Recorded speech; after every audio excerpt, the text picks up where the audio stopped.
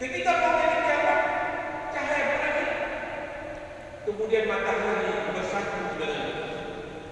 Lalu manusia bertanya, kemana kita sembunyi? Kemana kita sembunyi? Itulah yang ditakutkan. Maka kata Rasulullah, kalau kalian takutlah, takut dan berdoa salat. Itu orang beriman. Baik di zaman dulu maupun di zaman hari ini kita hidup di zaman jahiliyah. Manusia tahu kapan benar, sehingga mereka menganggap itu benar. Nanti ketika betul-betul kiamat di dunia, tidak ada alat yang bisa mendeteksi.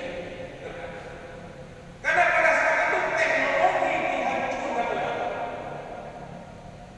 Jangankan alat telekomunikasi, listrik hilang, teknologi punah. Pada saat itulah terjadi gerhana yang kita tidak tahu.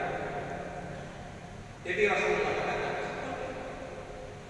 Rasulullah jangankan gerhana, ada hujan saja, hujan. Beliau hujan bukan nikmat, tetapi ada kalanya hujan membawa malapetaka.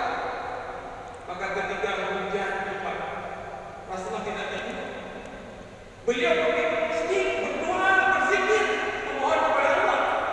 Allahumma inni as'aluka as-sayyiban wal-ghimam.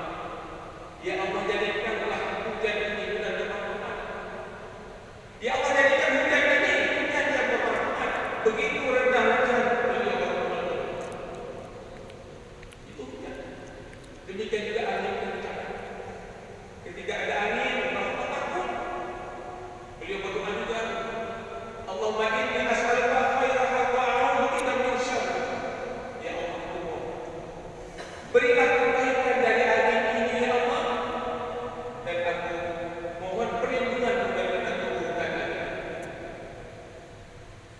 Angin takut, hujan takut, apa lagi?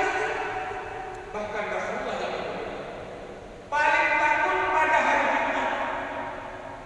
Begitu datang hari Jumat, malam Jumat bukan, dan semua malaikat-malaikatlah takut dengan datangnya hari Jumat. Karena pada hari Jumat itulah terjadi kiamat. Kenapa hari ini kita sabar? Bahkan mohon maaf, kita lihat apa yang terjadi di negeri kita.